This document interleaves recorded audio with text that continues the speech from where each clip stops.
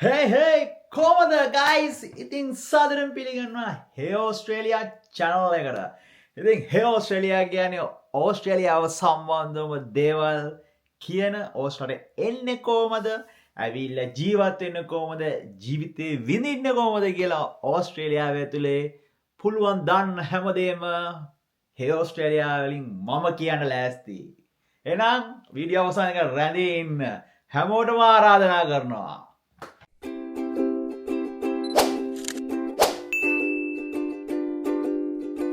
ඉතින් ඔන්න ඕස්ට්‍රේලියාවේ අලුත්ම නිවස් කියන්නේ ඉතින් මේවා ඔයාලා කලින් දැනගන්න ඇති එක පේජ් වලින් channel වලින් හැම එකෙම ඔයාලට දැනගන්න. ඉතින් මේ අලුත්ම අප්ඩේට් තමයි ඕස්ට්‍රේලියාවේ මේ කාලේ දැන් ඔන්න ෆයිනෑන්ස් එක වෙනස් වෙලා එක rules change වෙලා. ඉතින් මම ඔයාලට පහුගිය වීඩියෝස් වල දැම්ම rules වෙනස් වෙලා වෙන දේවල් මොනවාද කියලා. ඉතින් ඒවා සලකාද්දි ඉතින් ඇඟත් හිරිවැටෙනවා ඉස්සරහට එන්න ඉන්න අයට තියෙන ප්‍රශ්න වලට. ඉතින් ඔන්න අලුත් මේක employee sponsor. එතකොට ඒ වීසා එකේ නම් පොඩි ගැටලුවක් වෙලා තියෙනවා.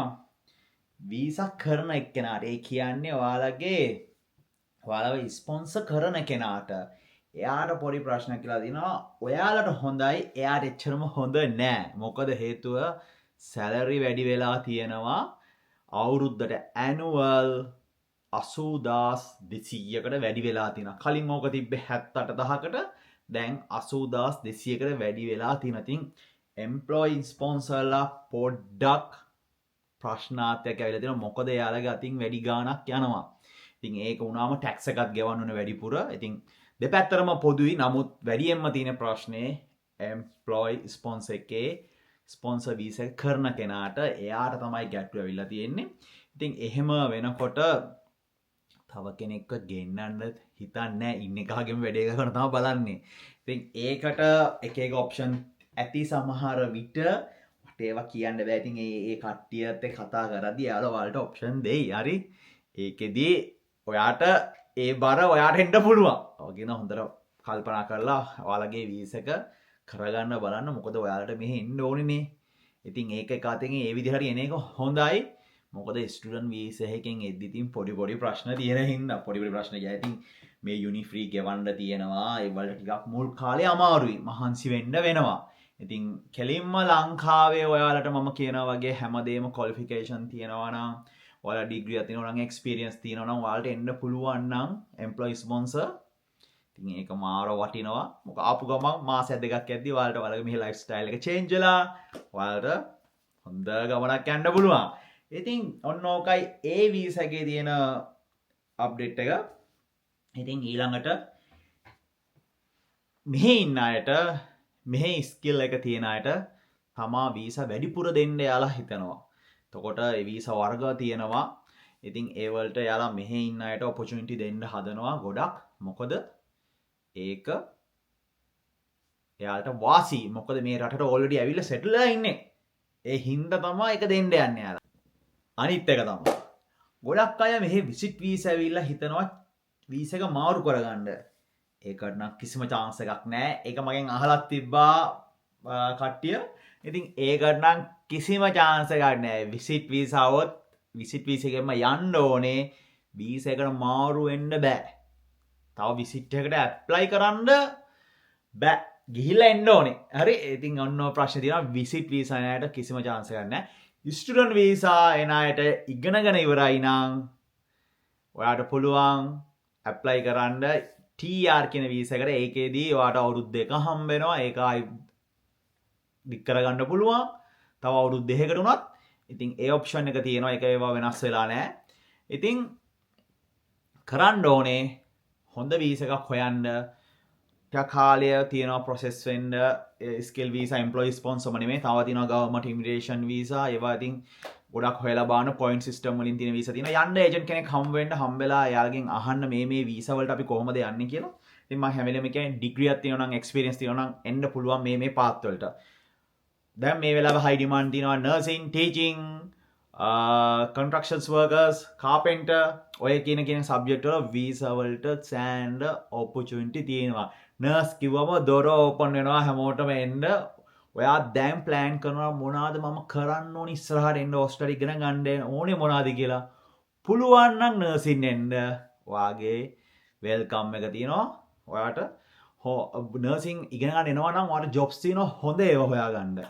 ඉතින් පාට් ටයිම් හරි. ඒ කියන්නේ ඉගෙන ගන්න කාලේ ඊට පස්සේ වා නර්සින් කරපු ගමන් ඔයාට ජොබ් එකක් හොයාගන්න එච්චරම ප්‍රශ්නයක් නැහැ. ඊට පස්සේ ජොබ් එකක් හොයාගෙන මෙඩිකල් යන්න ඕනේ නැහැ. PR එකක් ගන්න පුළුවන්. PR එක ගත්තට පස්සේ ඉක්මනට ඉතින් සිටිසන් උත් ගන්න පුළුවන්. ඔන්න ඕකයි ඒ පාත්වේ එකට තියෙන ඔපචුනිටි.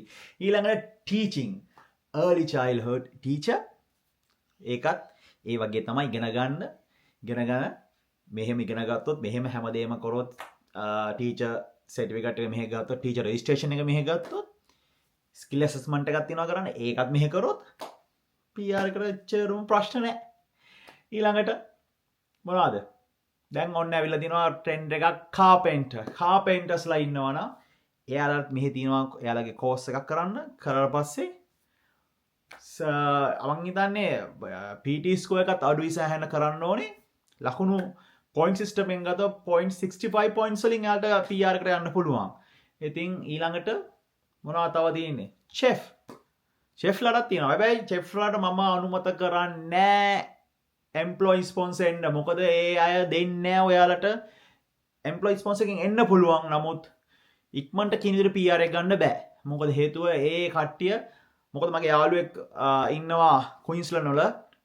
එයාට ප්‍රශ්න වෙලා තියෙනවා අවුරුදු 3කට එම්ප්ලොයි ස්පොන්සර් ඇවිල්ලා තියෙන්නේ. නමුත් එයාලා තව අවුරුදු 2කට දික් කරනවලු වීසා එක. ඒ අවුරුදු දෙකේ හිටියොත් තමයි PR ඔප්ෂන් එකට යන්න පුළුවන් ඉදිරියට ලෙටර් එක දෙන්නේ. ඉතින් ඒ හින්දා මම අනුමත කරන්නේ එන්න කියලා ඔන්න ඔය චෙෆ්ලට එම්ප්ලොයි ස්පොන්සර්. අනිත් ඒවල නම් ඉතින් ගොඩක් අය එනවා ඔප්ෂන් හොයාගන්න බැරි කමට ඇවිල්ලා පස්සේ චේන්ජ් වෙනවා. ඉතින් ඊළඟට තව මොනවද තියෙන්නේ? මොනවද හිතන්නේ ඔයාලා? ඉන්ජිනියර්ස්ලාට සිවිල් ඉන්ජිනියර්ස්ලාට තියෙන ඔපචුනිටි. ඉතින් ඒවත් හොඳ දේවල් මොකද මේවට ඕස්ට්‍රේලියාවේ ඉස්සරහට හයි ඩිමාන්ඩ් වෙන දේවල්. ඉතින් බලන්න මොකද ඒවා try කරන්න පුළුවන්. ඊළඟට age care and disability.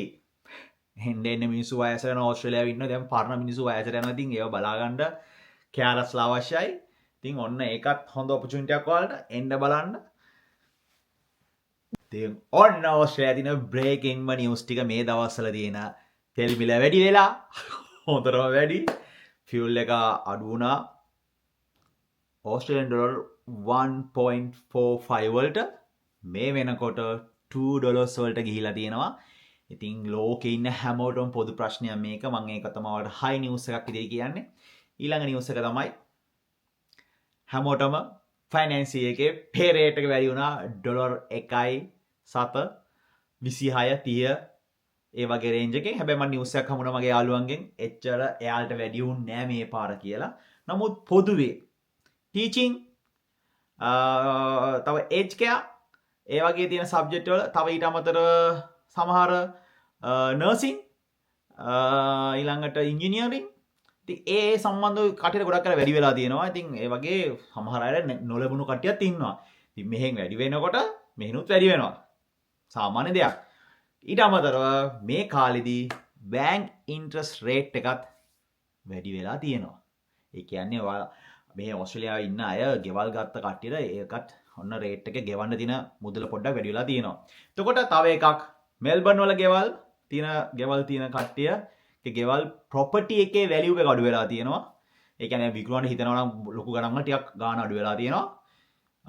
Adelaide වල අලුතෙන් ප්‍රොපර්ටි හැදෙනවා නම් ඒ වල ගණන් වැඩිලා තියෙනවා. පරණ ප්‍රොපර්ටි වල ගණන් අඩු වෙලා තියෙනවා.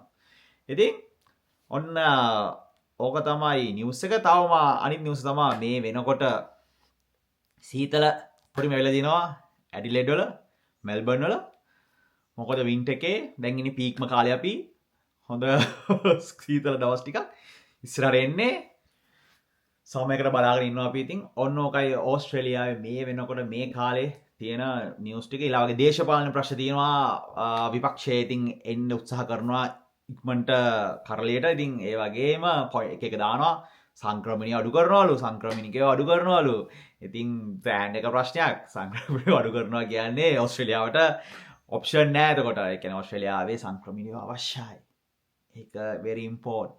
මේ රට නැත්තම් බෑ අරන් යන්න. ඒ කියන්නේ මේ රට හැදිලා තියෙන සංක්‍රමිකයන්ම තමයි. හැබැයි මේ රටේ යාලා හරි ෂෙඩියුල් එකකට යනවා. මොන දේශපාලන ප්‍රශ්නේ තාවත් යන්නේ එක ෂෙඩියුල් එකකට. ඉතින් ඒක හොඳ ක්‍රමයක්. පර්මනන්ට් රෙසිඩන්ට් ගන්න එක තමයි මේ තියෙන හැමෝගෙම ඩ්‍රීම් එක. හැමෝම ඉන්නේ ඒකට. නැත්තම් වෙන එකකට නෙමෙයි. ඉතින් කරගන්න බැරි වුණාම තමයි තමුන් රට හරි වෙන රටකට හරි යන්න ඔප්ෂන් හොයන්නේ. ඉතින් ඒක ඩිපෙන්ඩ් වෙනවා කරන කාර්යය අනුව. මොකද හේතුව මේ වෙනකොට ඕස්ට්‍රේලියාවේ එයාලා අඩු කරන්න යන්නේ ඉන්නවලු වීසා එකක් නැතුව 77000ක් 77000ක් ඉන්නවලු කිසිම වීසා එකක් නැතුව. ඒක ලොකු ප්‍රශ්නයක් ඕස්ට්‍රේලියාවට. ඒ කට්ටියව එයාලා යවලා ඉන්න අයට ටිකක් හොඳ වීසා වර්ගවලට චේන්ජ් වෙන්න ඔප්ෂන් දීලා තමයි බාන්නේ. නැත්නම් අනිත් අය ඔක්කොම යවන්න තමයි ප්ලෑන් කරන්නේ. ඉතින් ඒ හැමදේම කරන්නේ ඕස්ට්‍රේලියාවේ තියෙන ඩිමාන්ඩ් එක, එයාලගේ තියෙන රූල්ස් කොන්ට්‍රෝල් කරන්න. ඒක හොඳ වැඩක් රටක් දියුණු වෙන විදියට.